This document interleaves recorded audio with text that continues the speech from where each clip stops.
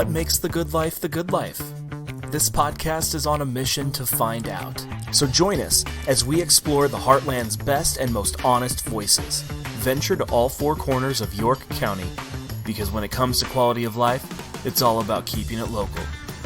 Brought to you by the York County Development Corporation. This is 17 County.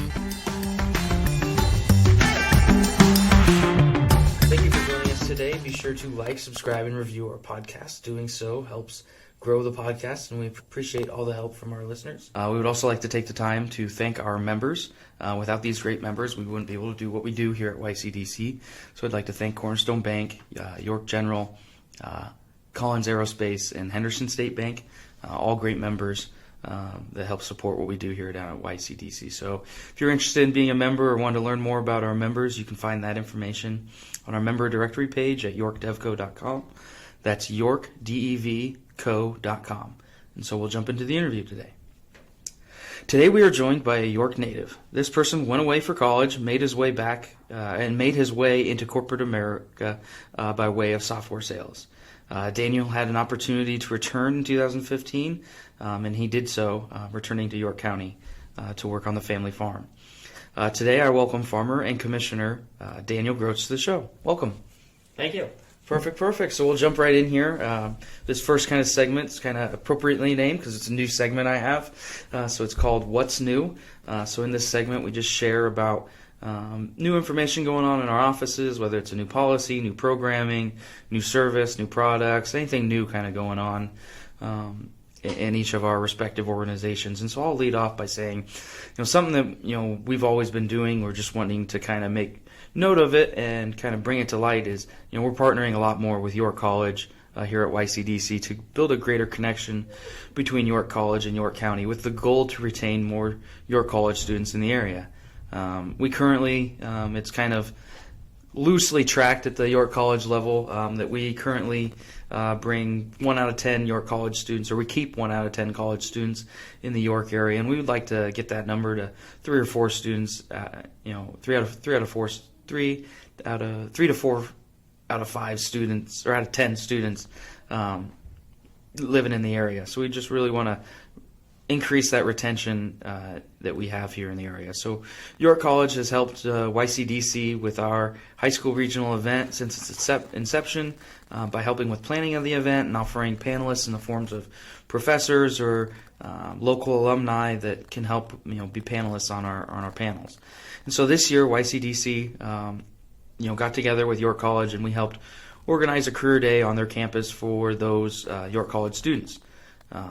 We were excited about this. It was a great opportunity for York businesses and York College to kind of get together. Many of the businesses remarked how this was their first time ever on the York College campus, and so we were really excited about trying to strengthen that bond. And so we encourage all community members to support York College, either by attending one of their sporting events or attending a play, and if possible, hiring a graduate if you're in that position. And even if you can just connect with York College students and staff in any manner, just to kind of help build that relationship. York College is a great asset that we have here in York County, and we just want to do more to kind of build that relationship. So what's something new going on in your world, Daniel? Yeah, very good. Well, let me just touch base quick on some things in the county that are going on. So for those that are aware of the ARPA money, monies that were awarded to local and state governments through the coronavirus aid package, and so that money can be spent by in our case, the county level, to benefit county residents in multiple different ways. And so one way that we are exploring looking at that is through broadband expansion to all residents in the county. And so we have partnered with some surrounding counties and with NPPD to do a feasibility study on broadband expansion. So we're excited about getting that study going and hopefully having some results soon after the first of the year, so that we can kind of see how we can best tackle that task of expanding broadband access throughout the county. Broadband, we've seen, become so much. I mean, in the past couple of years, broadband has become very important. It's almost the fourth utility up there. I mean, with your water, your sewage, and electrical, and everything like that. So it's great to see that the commissioners are doing their role to try and boost what we have here in the county. Yeah. So that's great to hear. That's great to hear. We'll jump right into the interview here. Daniel, you grew up here in York, in York County. You were a rural kid. So tell me a little bit about what your upbringing was like, what life was being a country kid, if you will, a farm kid. So we'll just jump off from there. Yeah, very good. Yeah, so like you said, grew up on the farm, rural York, Nebraska. We weren't so far outside of the city of York, but we were outside the city limits and grew up on a farm, mostly grain. My parents had some cattle when I was early grade school age, but those kind of went away, and we focused mainly on grain farming pretty much for all of my growing up years. And so it was I still hold that I might be a little biased, but I think growing up on a farm is a great place to grow up. I enjoyed it. I loved being out on the farm. Every day was different. You could run out. We lived in the middle of a pasture, and so there's plenty of space to go out and run and explore. And so it was I enjoyed growing up as a rural kid on a farm. And so it was you, your parents, and then you had a couple siblings. Tell me more about your that side of the family. Sure. So I grew up with two younger brothers, and so my immediate family was mom and dad, myself, and then two younger brothers. But my uncle's family lived literally just around the corner from us. So it'd be my dad's brother and his family, and so they had two boys about my brother's ages, and then a little later I had a couple girls that were younger. But so we grew up close there. So our families interacted on a daily basis usually. So even though I had a fairly small family, three boys, we really had a fairly large family because we were around our four cousins quite a bit also. And then, of course, Grandpa and Grandma close by as well. And so we had lots of family time. It was good.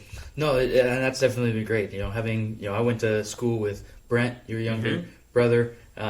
It was hard just trying to remember the family because, there was Tyler, and then there was Rodney and Darren and Daniel, and it's like, all right, who's connected to who and where and what? Sure. Yep. And so it was fun getting to grow up with Brent, the late Tyler, and everything. Yep. And so the Grotz family has always been kind of a staple here in the York kind of community, and so.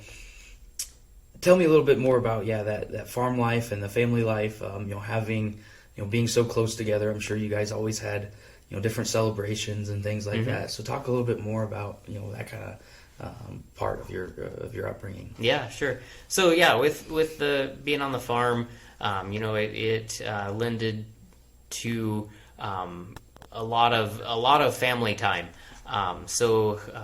Mom did not have a job outside the home. She helped, obviously keep the home and then helped on the farm. And so, during harvest, Mom would be out in the tractor, and so we'd come home from school and we'd go out and jump in a tractor or a combine and ride with Mom or Dad, or even with Uncle Dwayne or Aunt Brenda, so early on, we'd jump in and take the buddy seat and ride along, and then as we got older, we'd come home from school and Mom would just turn it over to us, and she'd say, "Okay, I've put my time in, and now you get to run it for the rest of the evening." So was always fun to get to go out and help on the farm, even at a young age too.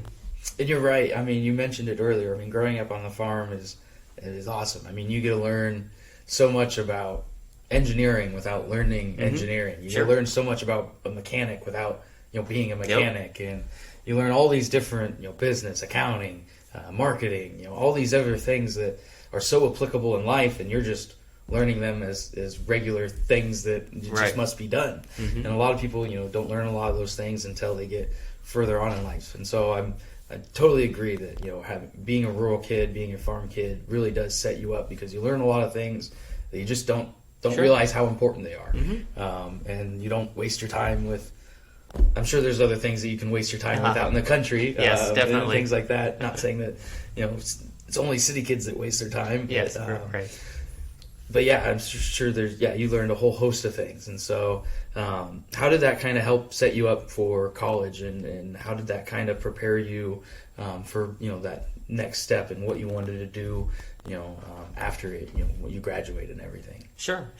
So I think that I think everybody has their role models. Their everybody watches the role models in their life and adheres to what they're teaching. And so in my case, being on a farm, just it instilled a good work ethic in getting up, going, doing what needs to be done, and so you can get that anywhere, but I got it living out on a farm, and so that kind of gave me the drive to focus on what needed to be done and find a way to get it done. And so you decided to make your way to SEC after you graduated from York. What led you to there, and why did you decide to kind of make that decision to go to college? Yeah, sure. So, like I said, I loved growing up on the farm. I knew from an early age that I wanted to be involved in agriculture, but as I continued to grow up and see other opportunities, I wasn't real sure that the day-to-day farming was what I wanted to spend my life doing. So in exploring that, in high school, I took a job with Cornerstone Bank and kind of started to look at the more the financial side and the business side of farming rather than the day-to-day farming operations. And so in doing that, I found that I liked the culture and the environment inside of a bank. And so I kind of decided that maybe finance, more towards the agricultural side, was kind of the direction that I wanted to go. Loans and doing things like that. Correct. Yep. Yeah, exactly. So after high school, I went to Lincoln, and that transition, I'll be honest with you, it was an interesting transition. And during that time, that first year, I actually had an opportunity to join our church's ministry. And so I did that for a year as well, and kind of took a step away from college. And it was just a good time to grow as a person and kind of see some different opportunities and whatnot out there. And so then after that, came back, went to SEC, and graduated there with a business administration degree. Right on. And so you found yourself in a bank, working for a bank. What were some of the, maybe the roles that you maybe could see yourself growing into at a bank, or what drew you to wanting to work at a bank instead of the day-to-day, at a farm? Yep. Yeah. So a good friend of ours, Roger Burgess, and he was a loan officer, an ag loan officer for Cornerstone Bank, and so he really was my mentor, if you will. And so I had seen So he worked very closely with our family on the finance side of the farm, and through that, I just found that to be a very interesting role. And so he was instrumental in kind of my transition, if you will, into more of the finance side of farming, and kind of the driving force in getting me pointed into that side of things. And so after you finished there up at SEC, you found yourself connected with Union Bank there in Lincoln. How did you find your way? Was that something like a connection through the school, or was that a relationship formed outside the school? How did you find your way over to Union Bank? Sure. So so at that point in time after graduation, I knew that I kind of wanted to continue to expand my experience within the banking world, and I don't know that there was any prior connection to Union Bank. They had a position open that would have been so. Like at Cornerstone, my main roles through my position there was just a teller on the teller line. I worked up at the North Branch, and so this was going to be the position that I had applied for was an assistant supervisor at a local branch for Union Bank, and so it looked to be a step in the right direction for growing my career.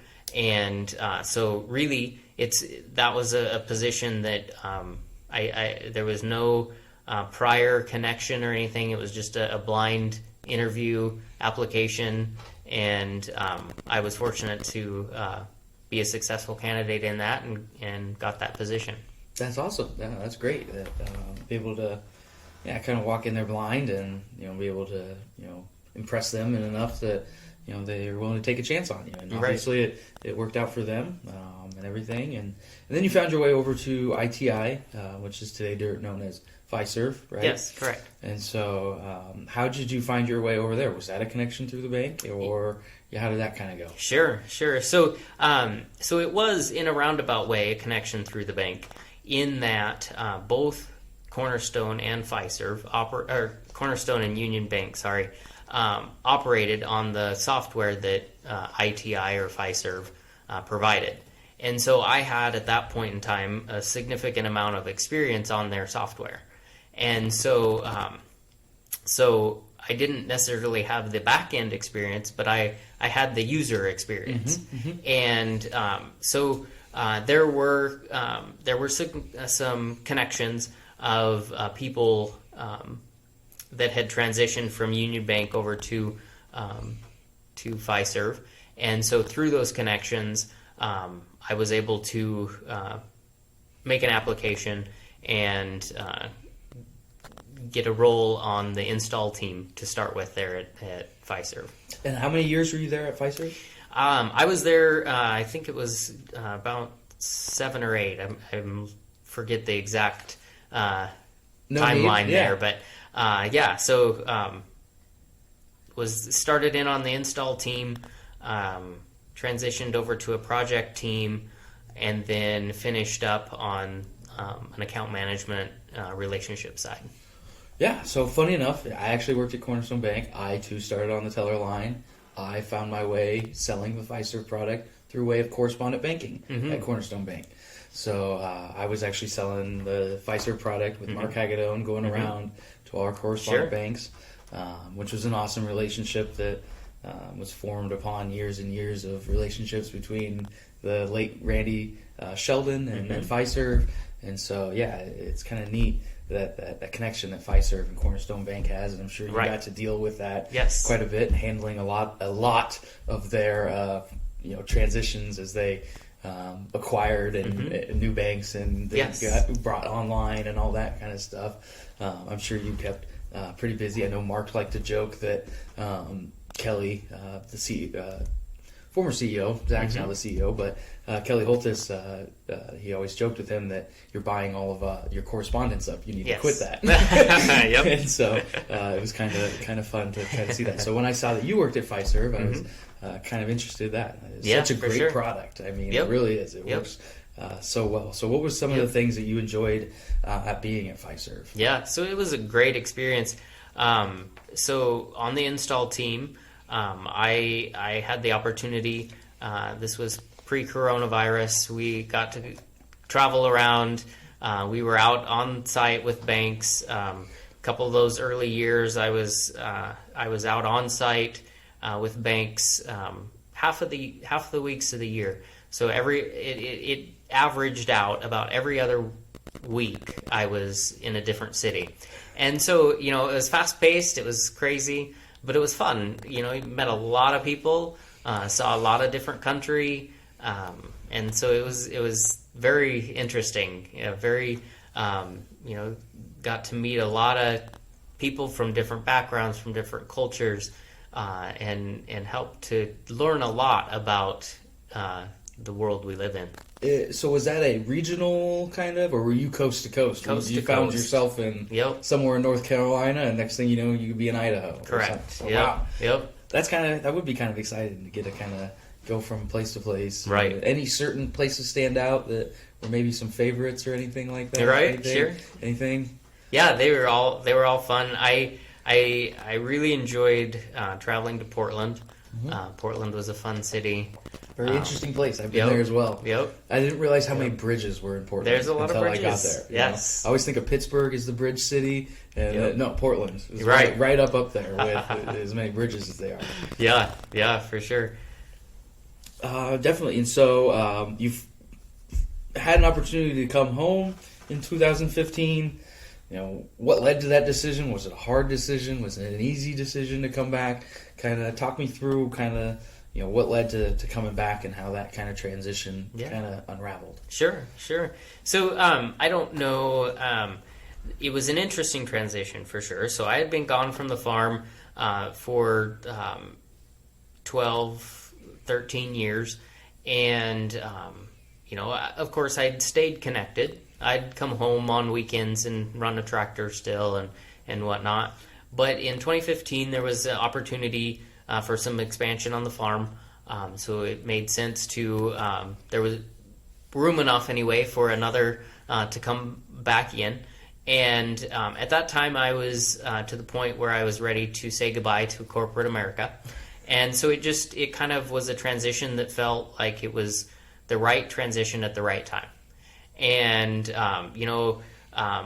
at that point in time, it was interesting. It was scary, a lot of unknowns. But looking back on it now, I'm very glad that transition was made, and I'm glad to be back here in York. Right on. So it sounds like quite the decision making. I'm sure there was a lot of prayer maybe involved or anything like that. For sure. No, that's great. And then you've been back since 2015, and then just recently, within the last couple of years, you made the jump into public office. Yeah. And so, kind of what led you to that? Was that something that you've always kind of had in the back of your head, that you wanted to do public office, public service? Kind of tell me a little bit more about that decision and everything. Yeah, sure. Yeah, so really. Back in Mr. Adams' government class in high school, he did a good job of presenting government and creating an interest, I think, at least for me, in government. And so I always kept an eye on what was going on and who was our representatives and things like that. And so I don't know that it was ever something that I said I will someday be in public office, but it was something that was always back there that, hey, if the opportunity presents itself, I wouldn't be opposed to being in public office. And so when there was an opportunity for the District 1 commissioner seat, when that was open, it just, after considering that and talking to the family and saying, okay, here's kind of where we're at, and do we feel that we have the manpower and whatnot for me to dedicate the time that's needed to the commissioner's position. It was, everybody felt that it was a position that would lend itself to, that we would have the manpower to keep the farm running, but still allow me to dedicate the time necessary. I decided that it was the right thing at the right time, and so I put my hat in the ring. And that position opened as were you running against an incumbent, or it was an open? It was an open position, and so the late Paul Buller passed away and opened up that seat, and so in the process to fill that seat was an application process. And then the county clerk, the county treasurer, and the county attorney made up a committee to appoint the new commissioner. And so there was some other applicants. There was a open interview process, and I was selected as the successful candidate. So you'll have your first official kind of runoff then this next cycle then. Yes. So this seat, District 1, is elected on the non-presidential years, I guess, if you will, and so this seat is open or up for election in 2022. So the filing will start in January, and so I hope to file for candidacy. You do plan to file again? I do, okay, yes. Right on. Oh, That would be great to have you back with a couple years of experience under your belt and everything like exactly. that.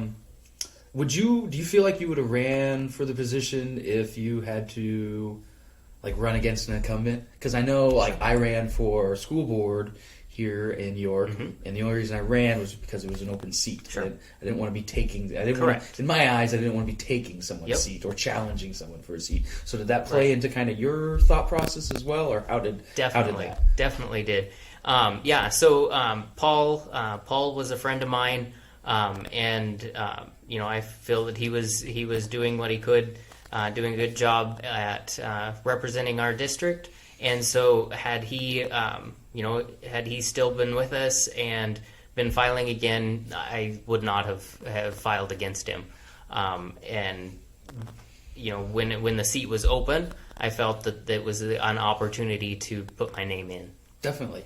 So I totally can understand where you're coming from in that. And so what kind of impact do you want to have, in this position? And tell me kind of what, I don't want to say legacy, that's too big of a word for right now, but what kind of changes or what kind of things do you kind of want to have, in this role? Mm-hmm. Sure. Yeah. So I think that my philosophy on government is that government should work for the residents or for the people. And so really my main goal is to continue to work to have a transparent government that works for all of York County. Yeah, and I think, the commissioners do a great job. I mean, they stay on top of, the important topics as far as the rural roads, making sure they stay maintained and everything of that nature. And so, I believe our commissioners, do a great job in the county and everything like that. So it's great to have you on the seat, kind of a younger face, if you will. Sure, right. And so it's great to kind of rotate those people in. We don't want to have people there forever, and so, but it's also good to get kind of that new blood in there. So it's great that you're part of that process. So we'll move on to our rapid fire questions to kind of help start rounding out this interview. So tell me your favorite smell. Is there a favorite smell that you always look forward to? Right, there you go. Fresh cut grass. Oh, you're one of those fresh cut grass people. Okay. Please. Okay. What about fresh cut grass? I'm not sure. There's something fresh, summery. It's just a good. Maybe it's that reward of actually doing the work. Yep. Cool.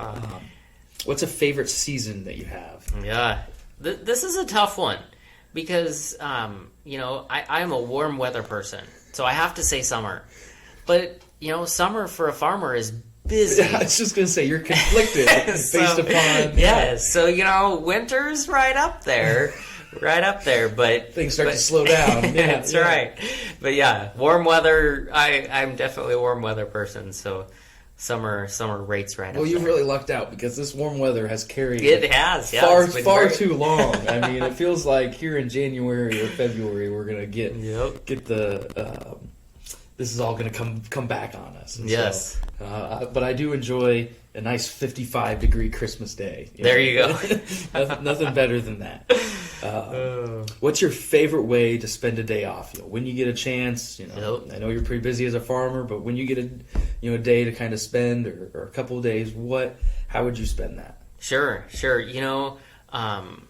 Give me a spa day. I enjoy my spa day. Not many farmers might say that, but I will. I'm always envious of Brent was always posting, the cruises and your after harvest celebrations, there you go, so I was always very envious of seeing those celebrations. But I was not envious of all the work that I knew that had to be put in order to enjoy that. And so that's definitely cool. So spa day, I'll have to remember that. A favorite restaurant in York County? What's maybe a restaurant that you like to take family or when friends from out of town come? What's a place that you got to take people? Sure.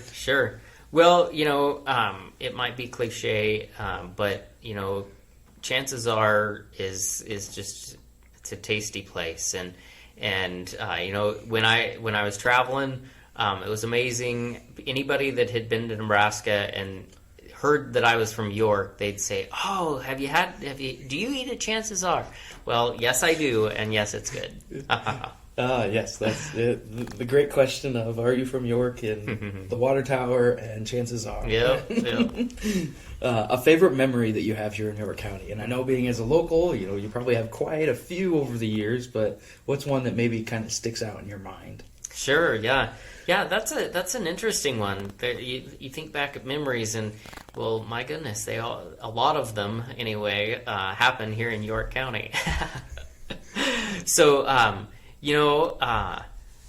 was just trying to kind of think what might stick out there, but I think what I would say is the memories at school. I look back and I really enjoyed my days in York Public Schools. The teachers were great. The administration was great. I feel they set us up for success.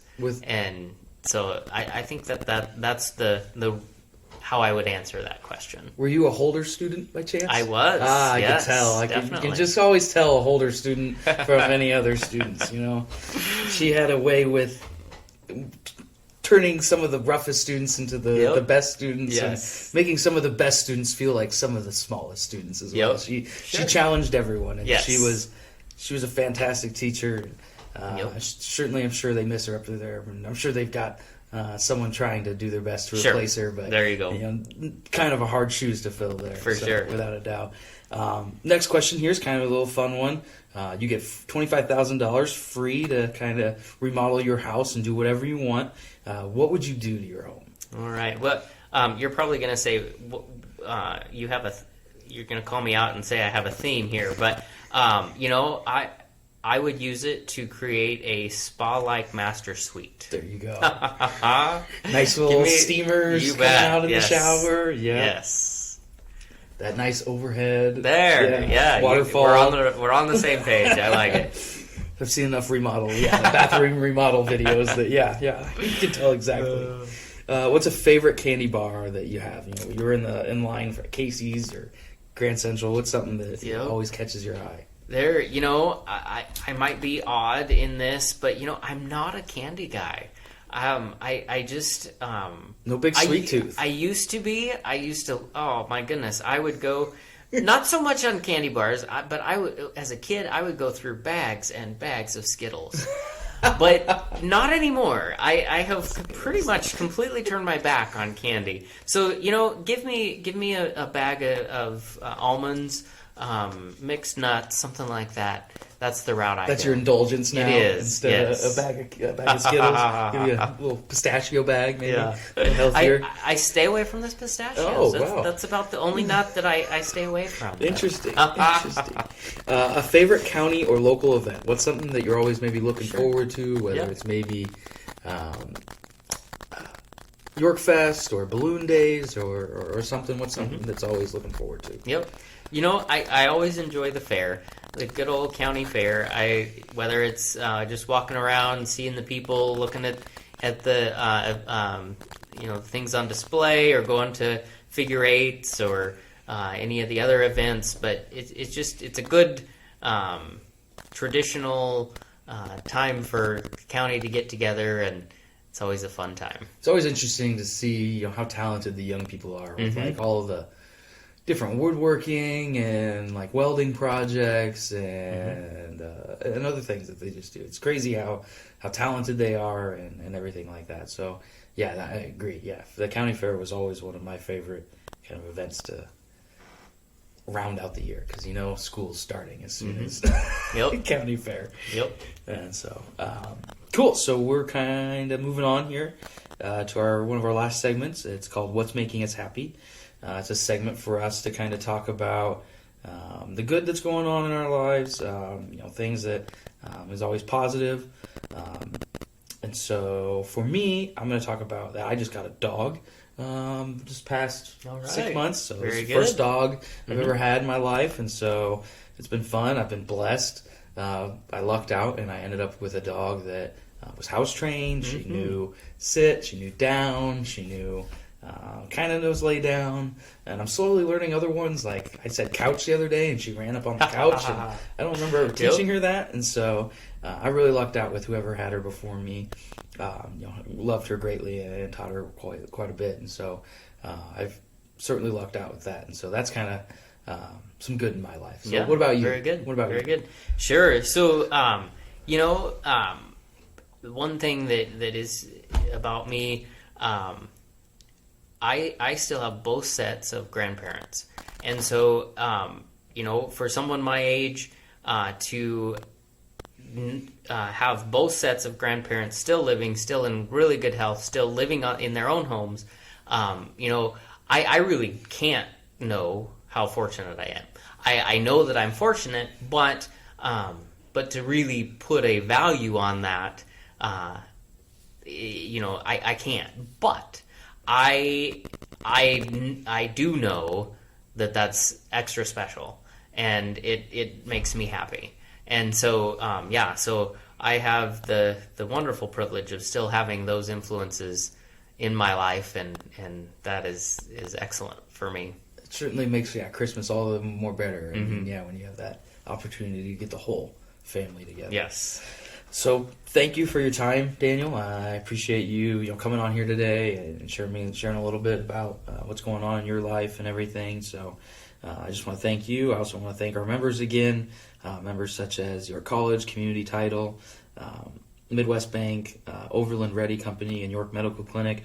Once again, all great members that help us do what we do here down at YCDC. So if you're interested about our members and wanting to become a member, you can visit that at yorkdevco.com. And so, Daniel, I will leave you with the floor. You can finish out the show with a quote, with something that's going on either in your life or the commissioners, or if there's something you need to share with going on. I'll let you finish it out however you want. Very good, very good. Well, I think that we've covered good area. We've talked a lot about good things that YCDC is doing and the county and what's happening there. But York County is a great place to live and work and raise a family, and I hope that I can continue to help to maintain that and make sure that it stays a great place to live, work, and raise a family. Awesome. Well, thanks for coming on. Yeah, very good. Thanks for letting me come in today. This is 17 County, a new podcast brought to you by the York County Development Corporation in Nebraska. For more information about life and opportunity in the Heartland, visit yorkdevco.com. Come grow with us. And if you liked this episode, be sure to rate and review 17 County on Apple Podcasts or wherever you listen.